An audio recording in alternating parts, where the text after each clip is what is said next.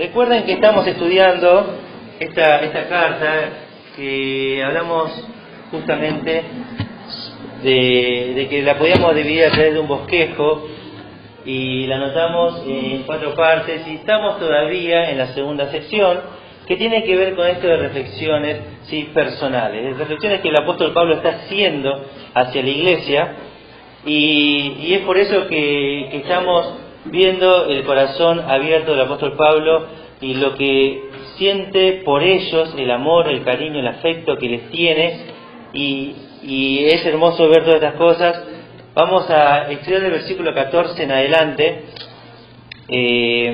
Vamos a leer juntos este pasaje. Vamos a leer del 14 hasta el 20. Vamos a terminar el capítulo 2 en esta mañana. Dice así: porque vosotros, hermanos, venís a ser imitadores de las iglesias de Dios en Cristo Jesús, que están en Judea, pues habéis padecido de los de vuestra propia nación las mismas cosas que ellas padecieron de los judíos, versículo 15, los cuales mataron al Señor Jesús y a sus propios profetas, y a nosotros nos expulsaron, y no agradan a Dios, y se oponen a todos los hombres, versículo 16, impidiéndonos hablar a los gentiles para que éstos se salven. Así colman ellos siempre la medida de sus pecados, pues vino sobre ellos la ira hasta el extremo. Pero nosotros, hermanos, separados de vosotros por un poco de tiempo, de vista, pero no de corazón, tanto más procuramos con mucho deseo ver vuestro rostro. Por lo cual quisimos ir a vosotros, yo Pablo ciertamente una y otra vez, pero Satanás nos estorbó. Porque ¿cuál es nuestra esperanza, o gozo, o corona de que me gloríe? ¿No lo sois vosotros delante de nuestro Señor Jesucristo en su venida? Vosotros sois nuestra gloria y gozo.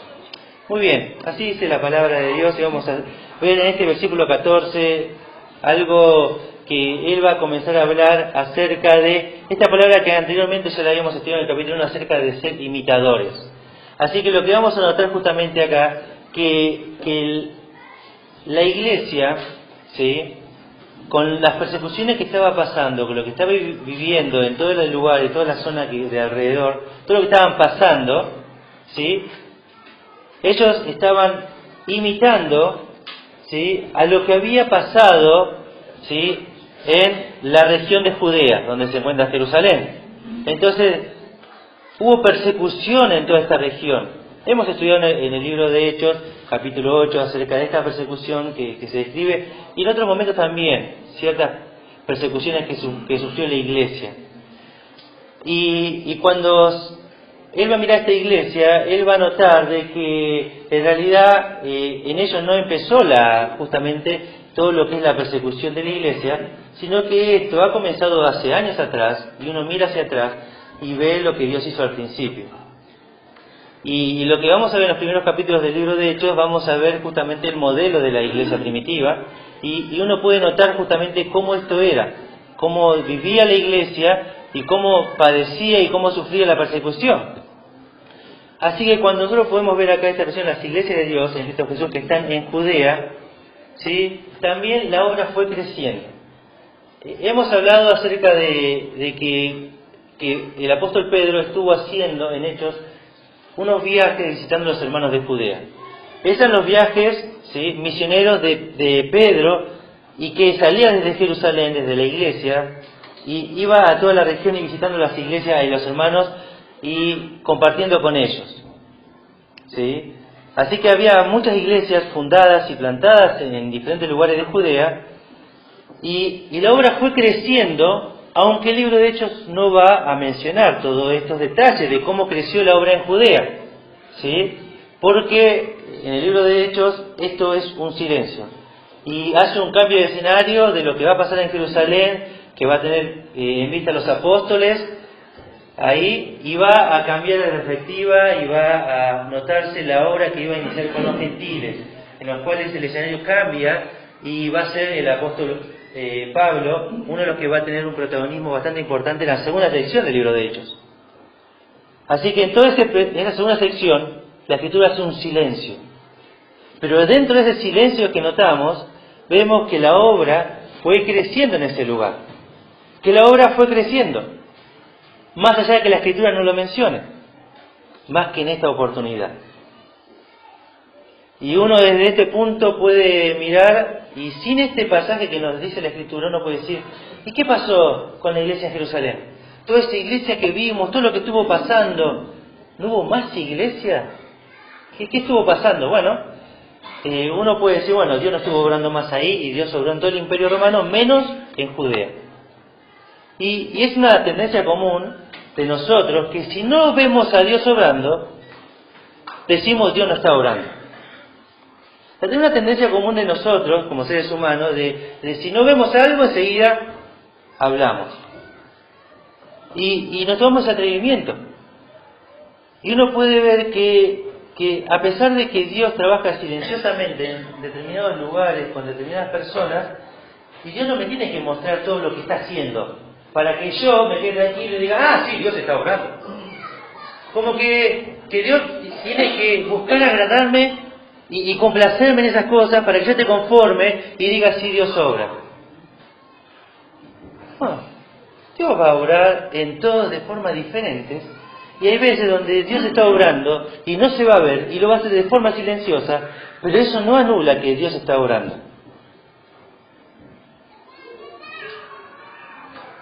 Uno puede notar diferentes iglesias distribuidas en Argentina y en todo el mundo y decir, no, Dios no está obrando, Dios no está haciendo, y lo va a hacer a esto ignorando que realmente Dios está obrando. Quizás no es la manera que uno esperaría ver a Dios obrar, pero eso no significa que Dios no esté obrando. Uno hasta cuando está desanimado dice, Dios no obra en mi vida, ¿sí? Y de pronto tiene la vestimenta, tiene la comida, tiene salud, y dice, Dios no está obrando en mí. Ah, ¿no? ¿Acaso Él no es el sustentador de toda la creación? ¿Es lo que está sustentando acaso, aún en tiempos de infidelidad con el Señor? Sí, Dios está obrando y Dios sigue siendo fiel a sí mismo. Entonces, ¿cómo decir Dios no obra en mi vida? Quizás no estás cambiando, no estás dejando, no estás abandonando un montón de pecados en tu vida, pero eso no significa que Dios no esté obrando. Eso no significa que Dios no te esté hablando y te esté marcando que eso tenés que dejar. Dios te está marcando, Dios te está diciendo. Entonces Dios está obrando. El que no está obrando sos vos. El que no está obrando soy yo. No Dios. Dios está obrando, ¿saben cuándo? Siempre. Dios no deja de obrar nunca. Y Dios está obrando aún en los inconversos, en aquellas personas, ¿sí?, que se proclaman a sí mismos como ateos. Dios está obrando aún en ellos. Ahora, los que no están obrando son ellos. Pero no significa que Dios no está obrando. Dios hace salir el sol para los injustos como también para los justos. Eso significa que Dios está obrando. Entonces, cuando uno mira todas estas cosas, uno mira una mirada hacia cada uno y dice, entonces Dios está obrando. Y Dios está permitiendo esto y Dios está obrando. Ahora, que yo no le permita obrar en mi vida es otra cosa. Que yo no cambie es otra cosa. Que la iglesia no cambie es otra cosa. Pero no significa que Dios no esté obrando. Dios, en su gran amor y en su grande misericordia, sigue obrando en nosotros. Y tenemos salmos hermosos que nos hablan que nosotros tenemos que alabar a Dios. Porque Él es, ¿qué? Él es bueno. Y que para siempre es su, ¿qué? Su misericordia. Y hay un salmo que va a decir, después de cada frase, porque para siempre es su misericordia. Porque para siempre es su misericordia. Porque para siempre es su misericordia. Solo que nos hemos quizás acostumbrado y decimos Dios no está obrando.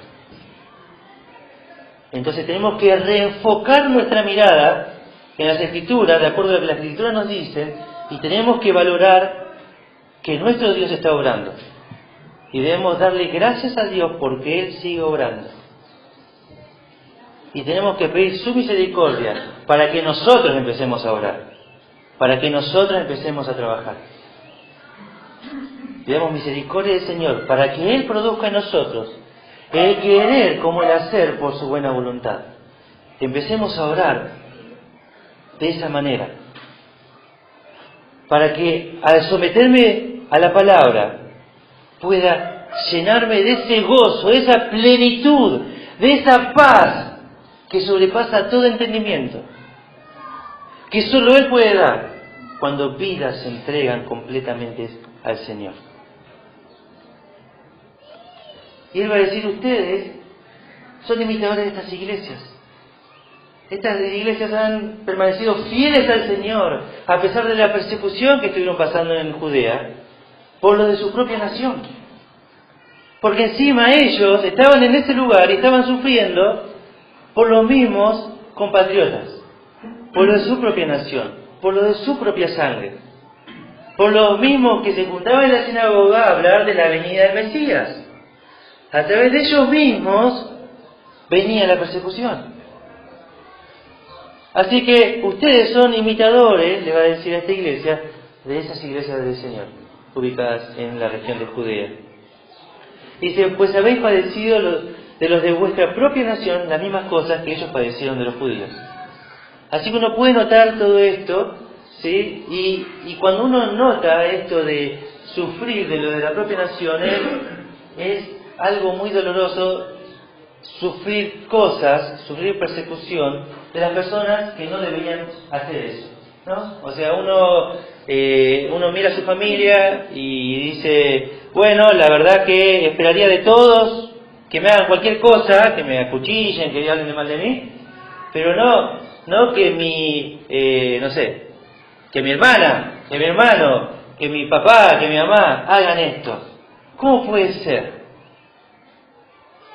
Porque viene la persecución quizás por medio de alguien del cual uno no quiere y no espera esto. Y esto puede causar una frustración y un desánimo. Podría esperar de todo, podría esperar de que mi vecino me insulte. Pero ir a la iglesia y que una persona no me salude, me niegue el saludo.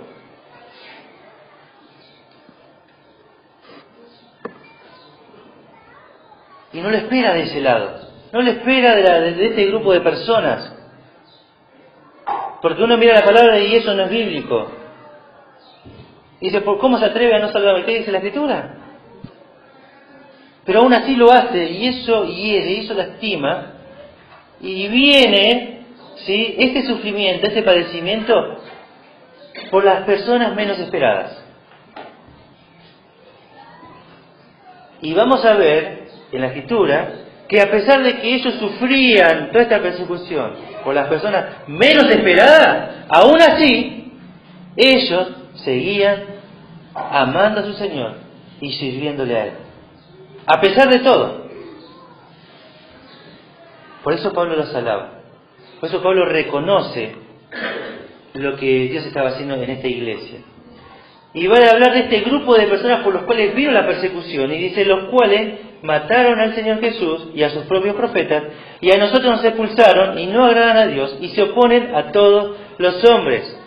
Así que lo que va a notar justamente acá es que lo que ellos estuvieron haciendo, ¿sí?, llegaron a tal punto de matar, dice, al propio Dios, al propio Señor, al propio que ellos estaban esperando, o que decían esperar, mejor dicho.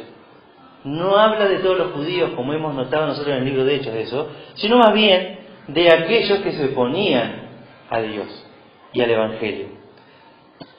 Entonces, fíjense que dice acá, este comentarista dice, no agradan a Dios, es decir, no hacen su propósito, que es agradar a Dios. Pablo da a entender que, a pesar de toda su jactancia de ser el pueblo especial de Dios, en todo tiempo no agradan a Dios, ¿sí? A pesar de que ellos decían, somos el pueblo escogido por Dios, somos el linaje de Dios,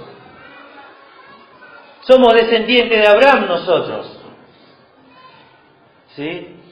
Tenemos a Moisés por padre, y toda esa jactancia que había en ellos, a pesar de todo eso, ellos mismos mataron a ese Mesías que ellos decían esperar. Y con eso viene justamente esta frase que quise poner, ¿sí? El problema de estos judíos no era contra Jesús, ni contra los profetas o los apóstoles, era contra Dios. ¿Sí? El problema que ellos tenían era en contra de Dios. ¿Se acuerdan cuando Moisés se encontró liderando a la nación en el desierto y de pronto él guiaba al pueblo, guiaba a la nación y estaba ahí dando mandatos del Señor y de pronto comenzaban a hablar mal de él y empezaban a murmurar? Y eso en un momento a Moisés lo llevó a enojarse y el Señor le va a decir: Moisés, no es con vos, es conmigo. O sea, te están viendo a vos pagas los platos rotos, pero en realidad es conmigo, dice el Señor. ¿Recuerdan cuando se encuentra Samuel? ¿Sí? Y con todo el pueblo que empieza a pedirle al pueblo, el pueblo comienza a pedir a Samuel que les pongan ¿qué cosa? Un rey. ¿Cómo se encontró Samuel? ¿Cuál fue la reacción de Samuel? ¿Cómo se encontraba? ¿Qué había en él? La regla escritural. Dolor. Había tristeza, había congoja en su corazón. Porque ellos querían ser como las otras naciones. Y Samuel se encontraba muy dolido por lo que ellos estaban pidiendo. Y el Señor le va a decir: Samuel, no es con vos, Samuel. Yo te tengo que explicar que en realidad no es con vos el problema. Vos sos la cara visible ahí. Pero el problema que ellos tienen no es con vos, Samuel, es conmigo. Ellos me están rechazando a mí. Y te lo están haciendo saber a vos. Así que cuando llega Jesús, Él dice: yo hago las obras que voy a hacer de mi Padre, estas hago. Y comienza justamente a hablar acerca del reino y dice: no me vean a mí, vean las obras que hago, le dice. Y cuando dice eso, está diciendo todo lo que estaba profetizado acerca del Mesías que iba a hacer, es lo que estoy haciendo. Así que quiten la mirada de mí y miren las obras que hago y a través de eso reconozcan que soy el Mesías. Y ellos, aún así, se juntaban para matarlo. Buscaban oportunidad para prenderlo. Porque en ese momento, la representación del Dios de los cielos era Jesús. Y después dice ahí, a los profetas. O sea que los profetas comenzaron a hablar, dice ahí, acerca de Dios. Y la Escritura nos menciona en este versículo 15, justamente, que también mataron. ¿Por qué? ¿Porque tenían un problema con el profeta? No, tenían un problema con Dios.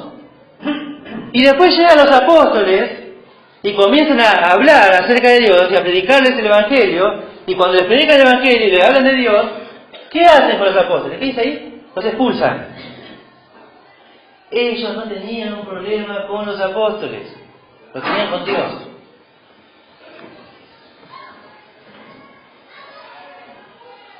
Así que podemos ver esto en la Escritura que se fue pasando y fue un patrón de conducta.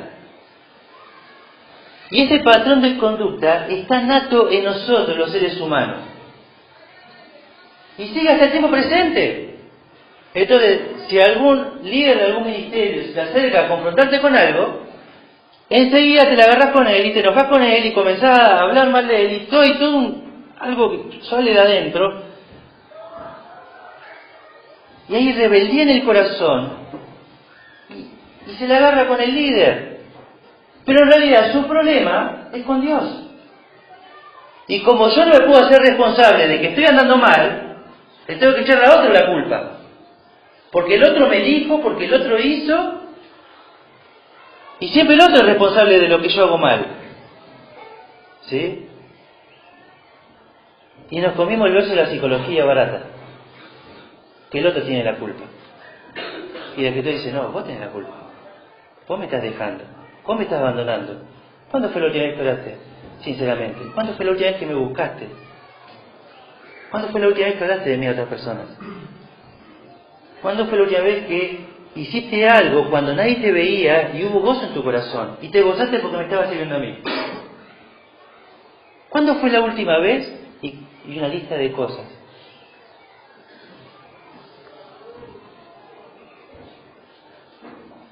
La Escritura nos señala a nosotros. Y que no es contra el otro, es contra Dios.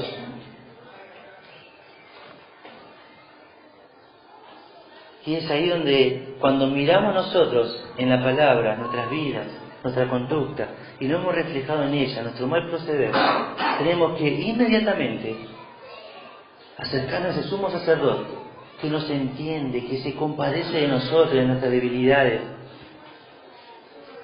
y que está presto para socorrerte en el momento oportuno, en momentos de debilidad, en momentos de enojo, de ira. Y te está diciendo, reconciliate conmigo, deja de pelearte con todo el mundo, porque esa es la consecuencia que estás mal conmigo. Reconciliate, comenzá a buscarme. Una expresión hermosa de uno de los profetas menores: buscadme y viviréis. ¿Por qué no disfrutamos de la vida? ¿Por qué no disfrutamos de la plenitud? Porque no estamos buscando al Señor realmente, con sinceridad.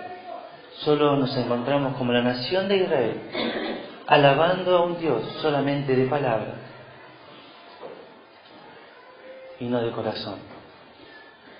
Y Dios nos exhorta a nosotros, nos zarandea y nos dice: pará, reflexioná, que estás mal conmigo, no te estás dando cuenta. Abandoná esos mal caminos y comenzame a seguir, a buscarme. Yo soy la fuente de vida. En mí vas a encontrar plenitud.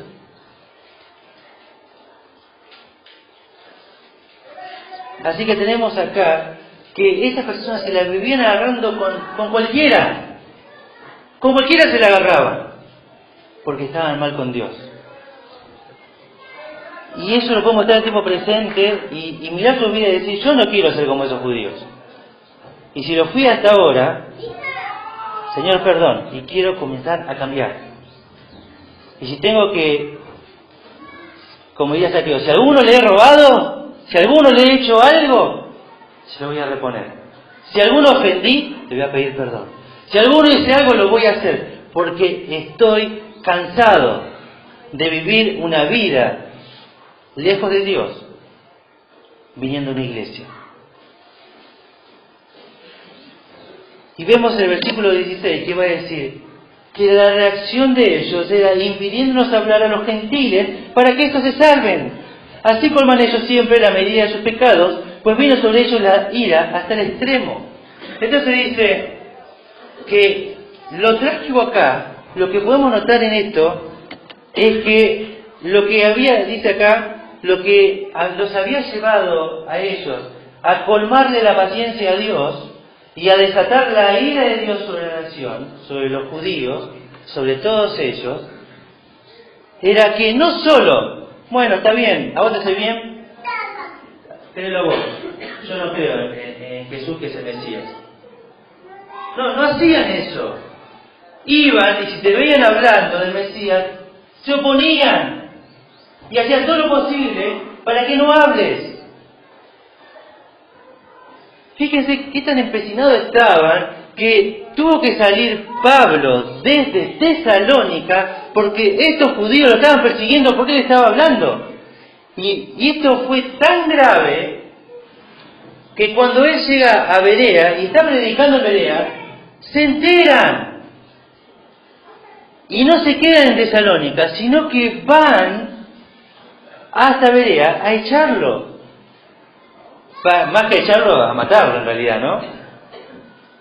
Así que, claro, no solo no reciben al Mesías, sino que se oponen al Evangelio completamente y ponen esa piedra de tropiezo en el camino, para el avance, para la extensión del Evangelio. Entonces, ahí dice, llegaron hasta el extremo. Rebalsaron el vaso. Ya no dio para más. Así colmaron. Con esa actitud. ¿Sí? Y vos ves personas necias que detrás de todo esto no solo no te permiten a vos hacer algo para el Señor, sino que se oponen a que vos hagas. Y que si se entera que vas a venir a la iglesia, te va a hacer la vida posible para que vos no vayas a la iglesia. Y para que si vas a la iglesia, estés tan pendiente de te sientas mal en la mente y que no puedas disfrutar de estar en este momento acá, y se opone al Evangelio. Entonces hay personas que nos rodean que no solo no quieren el Evangelio, sino que no quieren verte a vos en el Evangelio. Y se oponen y hacen todo lo posible.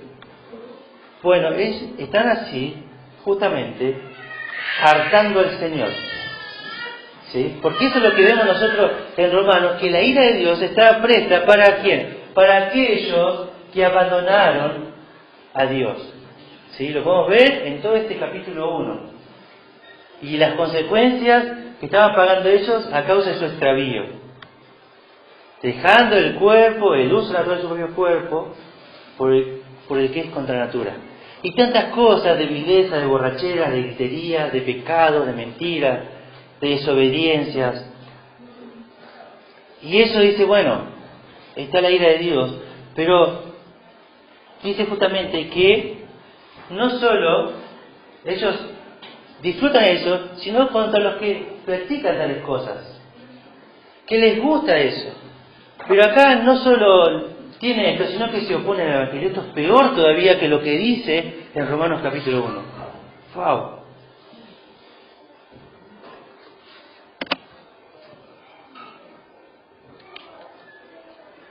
Así que acá tenemos esta parte de que ellos estaban prohibiendo, que ellos estaban colmando, justamente.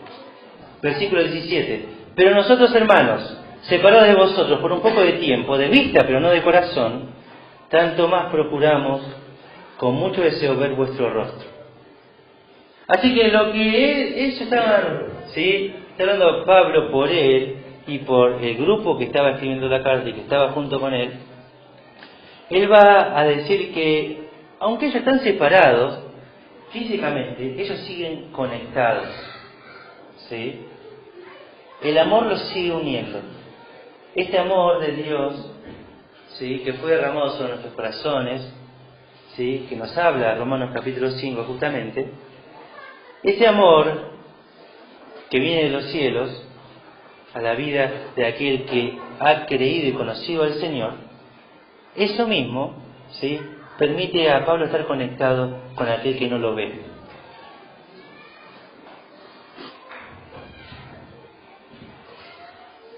Porque hay un afecto que produce el Señor en nuestras vidas. Porque cuando más nos acercamos a Dios, cuando más amamos a Dios, más vamos a amar a nuestros hermanos. Y cuando más nos alejamos de Dios, más vamos a aborrecer a nuestros hermanos. Y más va a haber desinterés por nuestros hermanos. Y si Él vive cosas, que las viva. Pero si me acerco al Señor y pasan cosas, ¿qué puedo hacer por vos? Estoy orando por vos. Y cuando no hay esas preguntas es porque nos estamos alejando de Dios. Cuando nos acercamos vemos a alguien interesado en el bienestar del otro. Porque lo amamos y queremos lo mejor para él y estamos para acompañar. Y cuando nos vamos alejando, ni saludamos en la iglesia y nos vamos a casa.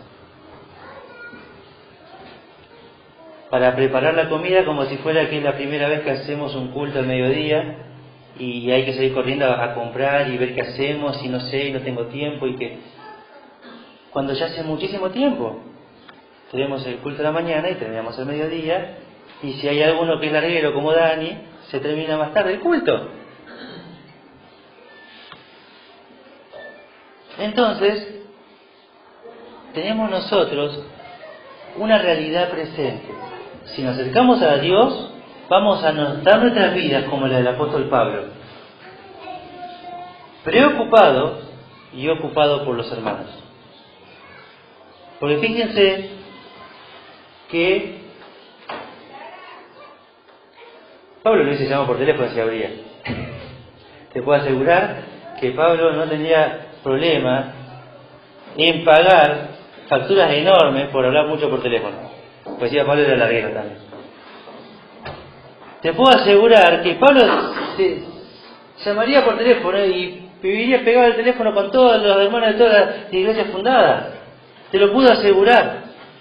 Pero como no había eso, él hacía lo que estaba a su alcance hacer.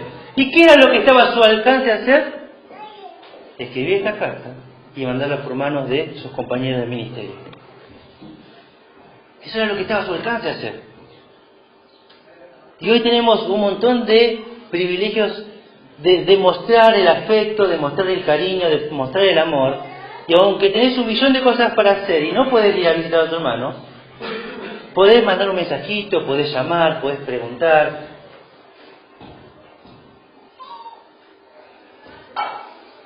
¿Cuántas veces se va en el colectivo y tenés la oportunidad de ir sentado? Y tenés la posibilidad de ir sentado y podés mandar un mensaje. ¿Cómo estás? ¿Cómo te va? Estoy hablando por vos. Y para los que manejamos, el famoso audio. No tenemos excusa, tenemos la posibilidad de hacerlo. Porque es lo que está a nuestro alcance hacer.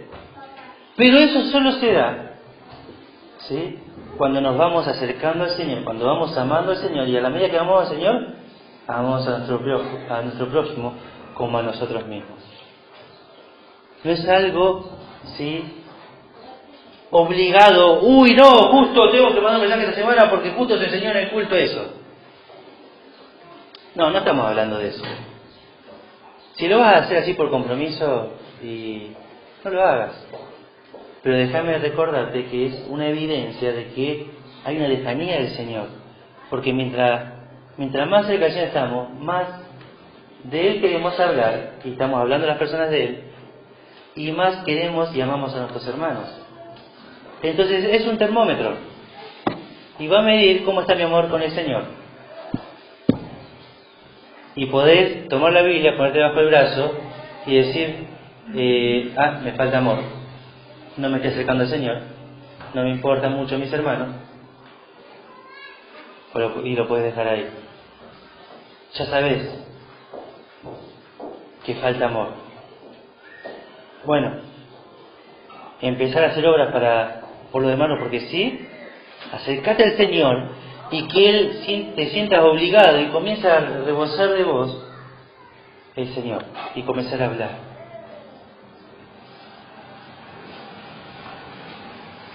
Era muy natural.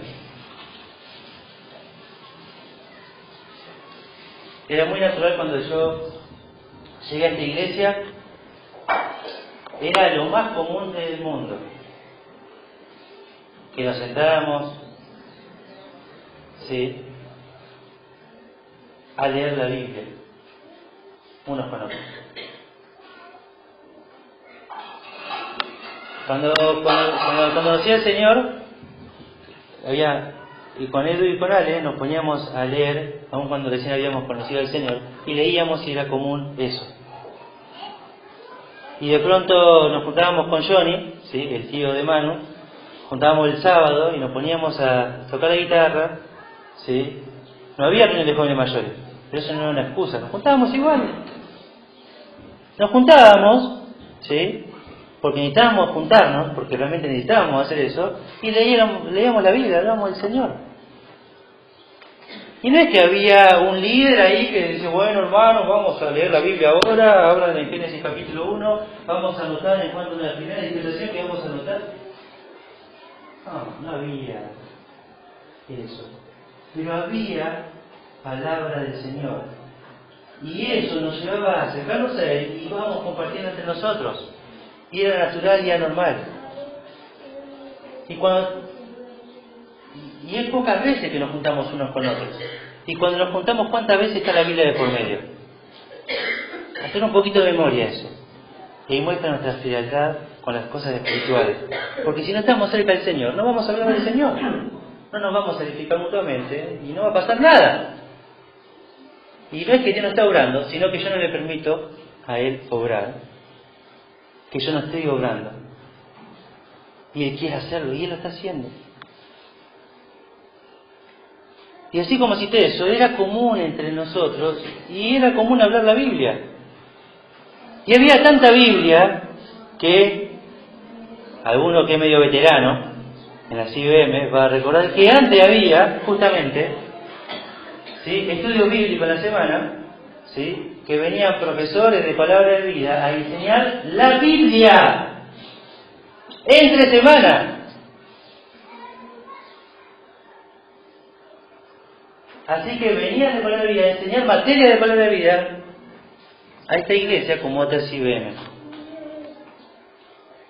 Entonces la palabra era común entre nosotros y nos ayudaba, nos confrontaba, nos exhortaba y era común. Y eran estudios bíblicos, estudios densos.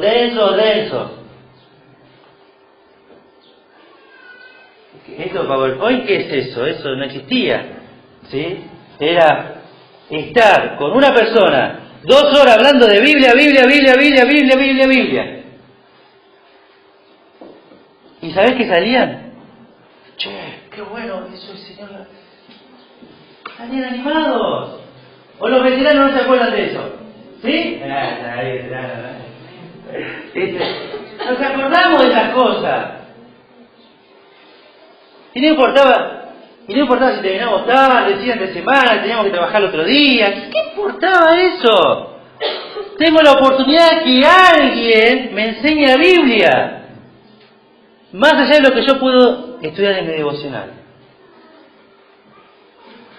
Y eso no está hoy.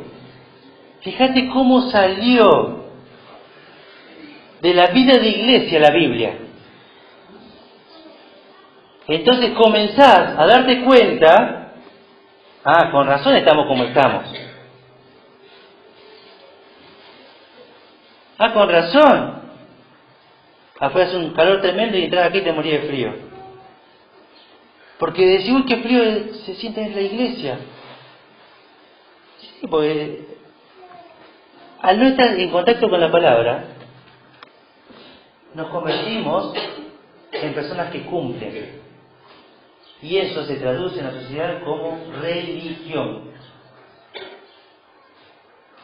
Y la iglesia evangélica se jacta por algo y decimos, no, el evangelio no es ¿qué? Una religión. Es una relación personal con Jesús. ¿Ah, sí? No me di cuenta, porque acá es igual que ir a otro culto, a otra religión. ¿Por qué? Porque estábamos lejos de la palabra. Por eso nos encontramos así. Por eso nos enojamos como los judíos cuando alguien te marca.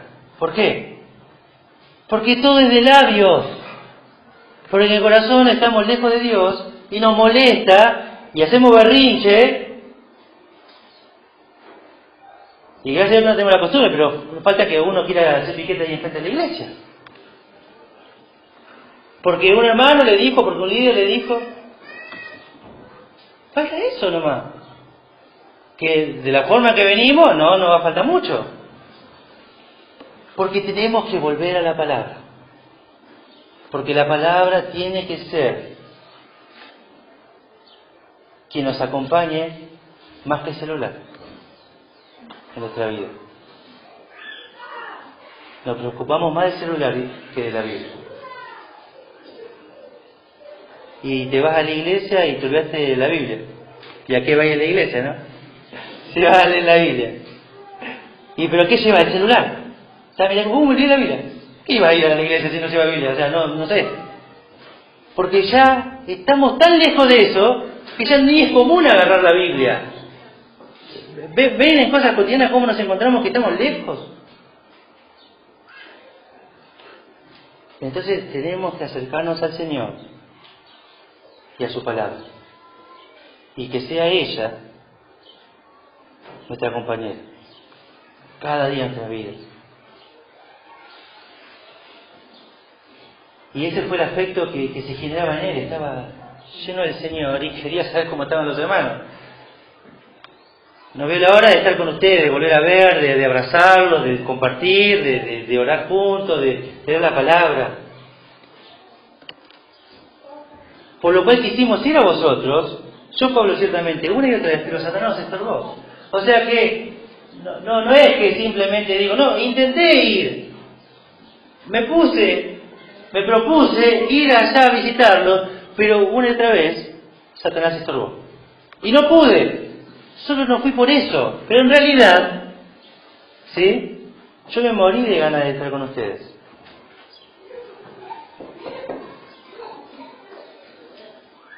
Y él va a reconocer esto, que él intentó un montón de oportunidades de hacerlo, pero no dijo, no, porque tenía fiaca, no quería, estaba cansado, que trabajo para sustento, que más tengo que ir a la iglesia. No decía de esas cosas. Él decía, no fue por mí, solamente hice todo lo posible, pero hubo una fuerza mayor, que fue Satanás, que obró de tal manera en la circunstancia o persona, o vaya a saber qué, porque la Escritura no dice qué fue lo que pasó, que él no pudo ir hasta Tesalónica. Y ahí usa esta palabra, estorbó, impidió, detuvo.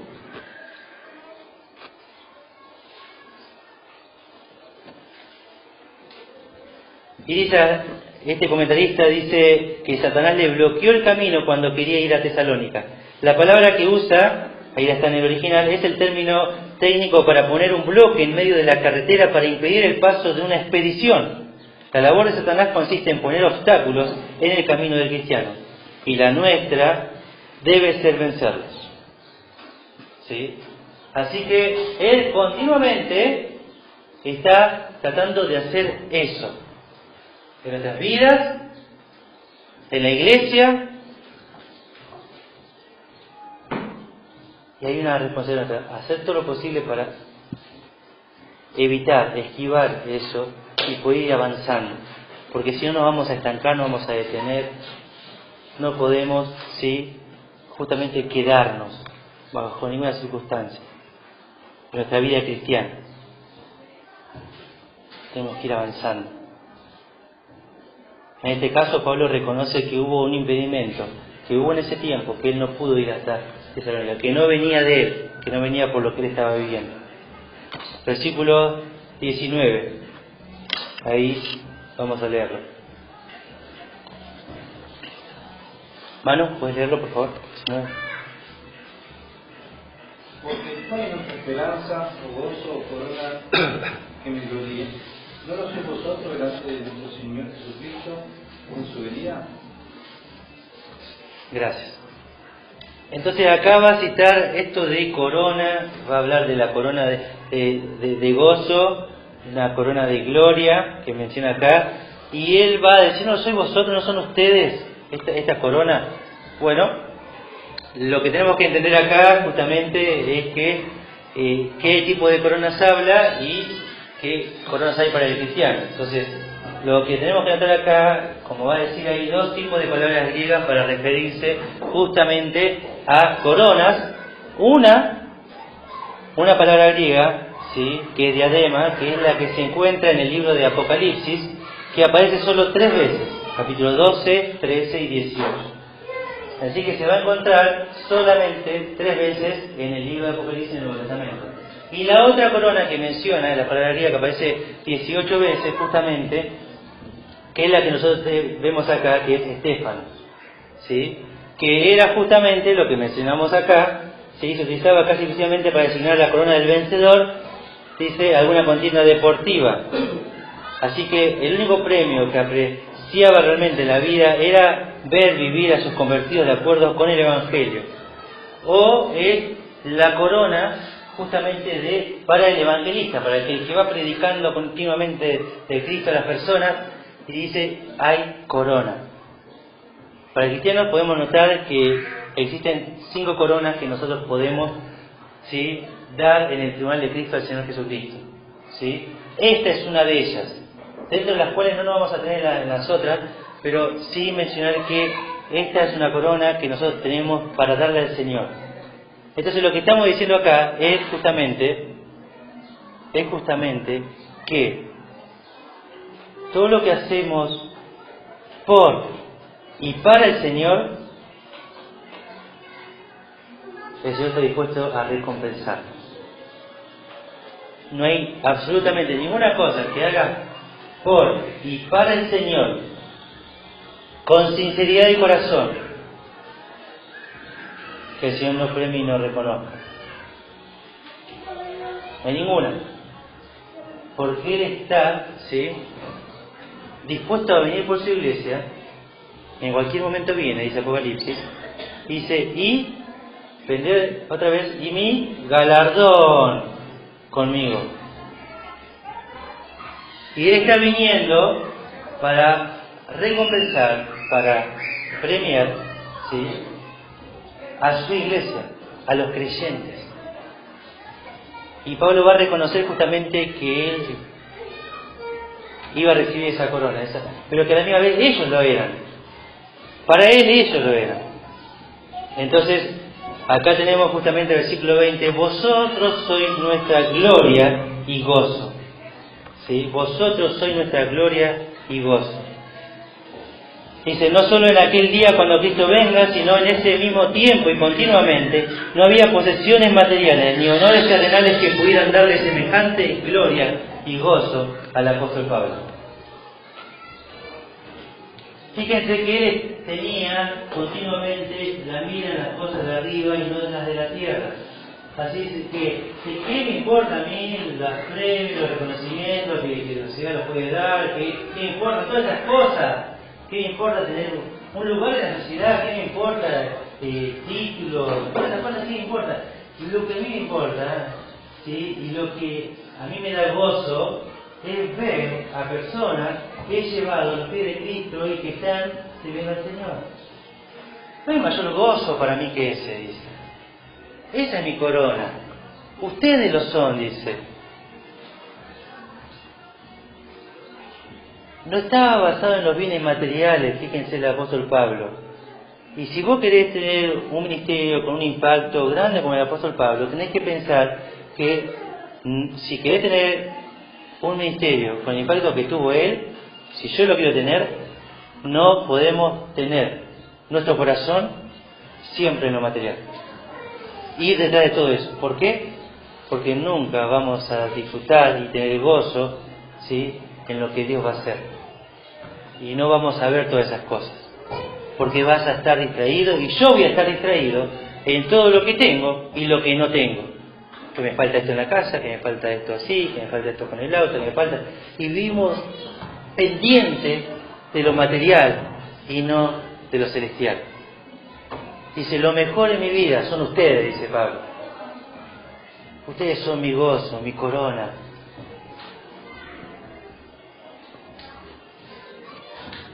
Segunda de Juan, versículo 4, acompáñenme ahí para terminar. Segunda de Juan 4. Fíjense que tenemos acá lo mismo del apóstol Juan. ¿Sí? Segunda de Juan 4. Él va a decir, y fíjense cómo estos hombres, ¿dónde tenían su corazón? ¿Dónde tenían su mirada? ¿Cuál era, vamos a decir, como uno habla de los libros, cuál era el secreto espiritual de estos hombres, de sus ministerios? Fíjense lo que dice el versículo 4. Dice, mucho me regocijé porque he hallado a alguno de tus hijos andando en la verdad, conforme al mandamiento que recibimos del Padre. Dice, me regocijé, no me gocé. Y habla, no tuvo un poquito de gozo, dice, mucho, ¿sí?, exploté de gozo en ver que tus hijos andan en la verdad. Y vemos al apóstol Juan gozándose, al igual que Pablo, en lo que Dios hace en la vida de los creyentes y en cómo ellos permiten al Señor obrar en su vida de tal manera que para ellos eso es todo. cuando ves todo ese crecimiento y uno dice, estoy listo, Señor, llévame, ya está. ¿Qué más quiero en la vida?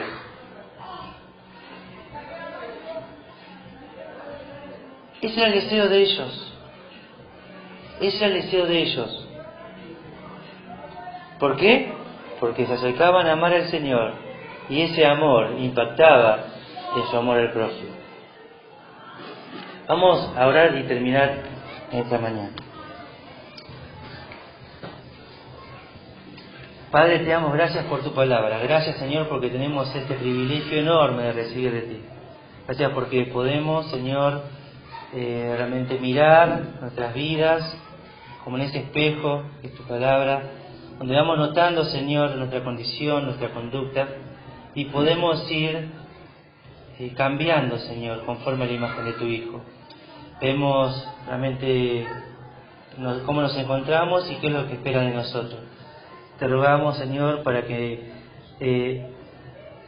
tengas misericordia de nosotros y podamos comenzar a cambiar nuestras vidas, para que tú seas el centro, para que tú tengas la preeminencia en todo, Señor. Y te ruego, Padre, para que puedas obrar en esta iglesia, para que puedas usarla para bendecir a muchos. Y también te doy gracias, Señor, porque nunca has dejado de obrar en nuestras vidas. Gracias, Señor, porque eres fiel, porque eres amoroso y porque eres misericordioso. Gracias te damos. En el nombre de Jesús. Amén.